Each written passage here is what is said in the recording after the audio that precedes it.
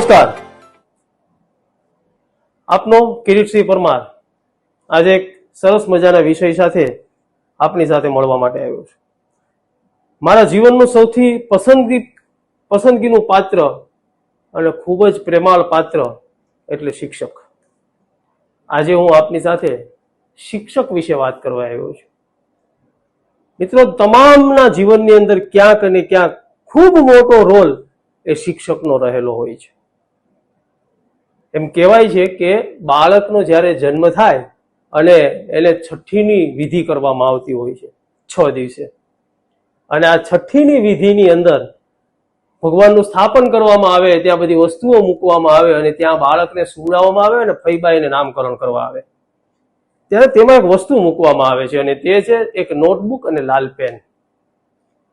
એમ કહેવાય છે કે જ્યારે એ નોટબુક અને લાલ પેન એટલા માટે મૂકવામાં આવે કે વિધાતા છે એ બાળકના લેખ લખવા માટે આવે છે ત્યાં, અને વિધાતા જ્યારે બાળકના લેખ લખવા માટે આવે છઠ્ઠીના દિવસે, ત્યારે વિધાતા એના આશીર્વાદનો હાથ એ બાળક ઉપર ફેરવતા હોય છે.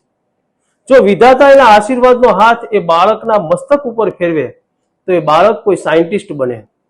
જો વિધાતા એના આશીર્વાદનો હાથ બાળકના હૃદય ઉપર ફેરવે તો એ કોઈ સેન્સિટિવ દયાળુ બાળક બને. વિધાતા એ પોતાના આશીર્વાદનો હાથ બાળકના હાથ ઉપર ફેરવે તો એ બાળક છે એ કોઈ કારીગર બને, કોઈ મિકેનિક બને. વિધાતા બાળકના શરીરના પગ ઉપર જો એ હાથ ફેરવે તો એ બાળક કોઈ સ્પોર્ટ્સ પર્સન બને. એમ કહેવાય છે કે વિધાતા શરીરના તમામ અંગો ઉપર, આખા શરીર ઉપર આશીર્વાદનો હાથ ફેરવે ત્યારે બાળક છે શિક્ષક બનતો હોય છે. એટલે આવા મારા તમામ શિક્ષકોના માટે આજનો આ વિડીયો લઈને આવ્યો છું કે દુનિયામાં મોટા ભાગના જીવ હોય ને એ વિષય હોય છે. વિષય એટલે કેવા જીવ કે જે ભૌતિક સુવિધાઓથી ઘેરાયેલા રહે છે, મોજ શોખમાં ઘેરાયેલા રહે છે, આવા મોટા ભાગના જીવ હોય છે. અને જે પરમ તત્વને પામી ગયા હોય છે એવા તો ગળ્યા ગાંઠા જીવ ક્યાંક માંડ મળતા હોય છે. આને સિદ્ધ જીવો કહેવામાં આવે છે. પણ કેટલાક જીવ એવા હોય છે જે સાધક હોય છે. આવા જે જીવ હોય છે એને શિક્ષક કહેવામાં આવે છે. જે બીજાના જીવનમાં બાધક ના બને તેને સાધક કહેવામાં આવે છે. સા એટલે સાવધાન, ધ એટલે ધર્મનિષ્ઠ અને ક એટલે કલ્યાણકારી. સાવધાન રહેનારો શિક્ષક છે હંમેશા સાવધાન રહેતો હોય છે, અથવા સાવધાન રહેવો જોઈએ.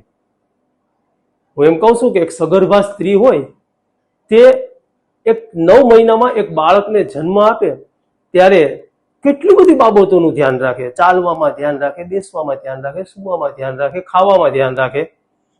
ત્યારે એક શિક્ષક જે છે એ આવી જ રીતના, કેમ કે 9 મહિના જ હોય છે એને ભણાવવાનું, 3 બાકી 2 વેકેશનને બાદ કરતા.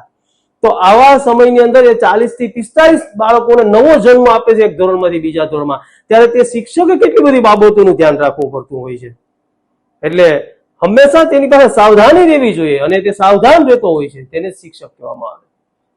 સાવધાન અને બીજું છે ધર્મનિષ્ઠ, કલ્યાણકારી હોવો જોઈએ શિક્ષક. ધર્મથી જ્ઞાતા હોવો જોઈએ ધર્મનો, અને કલ્યાણકારી હોવો જોઈએ. કર્તવ્ય પરાયણ હોવો જોઈએ. ધર્મનિષ્ઠ અને એની સાથે કર્તવ્ય પરાયણ.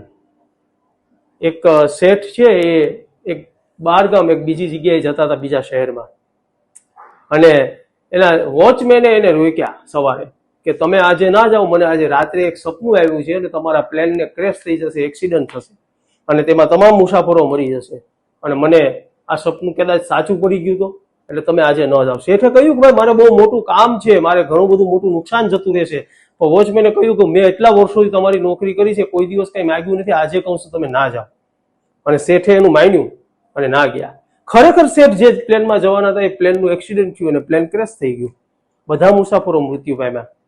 શેઠને થયું ઓહો, મારો જીવ બચાવી લીધો. તમામ શહેરના નગરજનોને બોલાવ્યા શેઠે, મોટું ફંક્શન રાખ્યું, પાર્ટી રાખી એકદમ.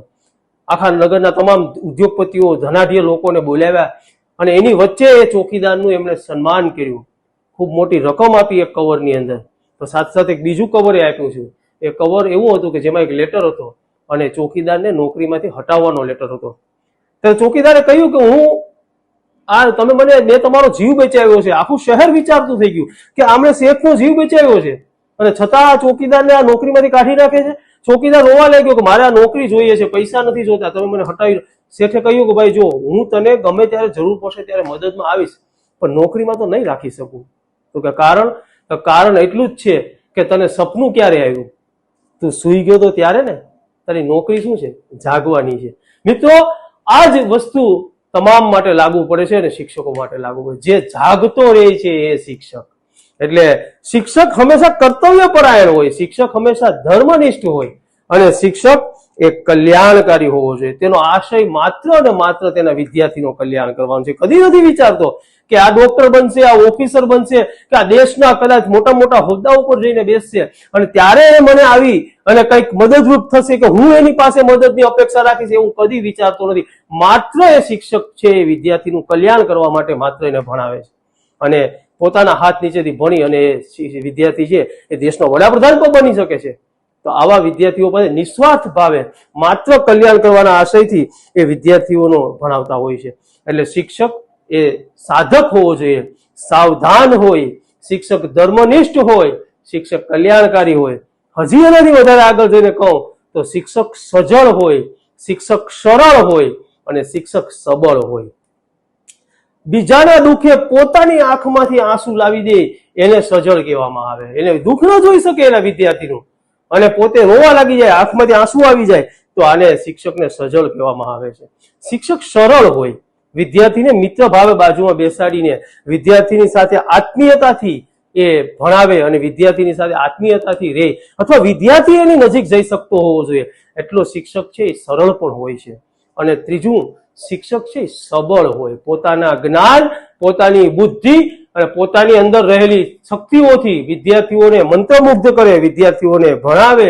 આવો શિક્ષક છે એ સબળ હોવો જોઈએ. તો શિક્ષક સજળ હોય, શિક્ષક સરળ હોય અને શિક્ષક સબળ હોય. શિક્ષક હંમેશા ઉપદેશ આપે, શિક્ષક હંમેશા સંદેશ આપે અને શિક્ષક આદેશ પણ આપે. આ બાબતો એ શિક્ષકની અંદર રહેલી હોય છે.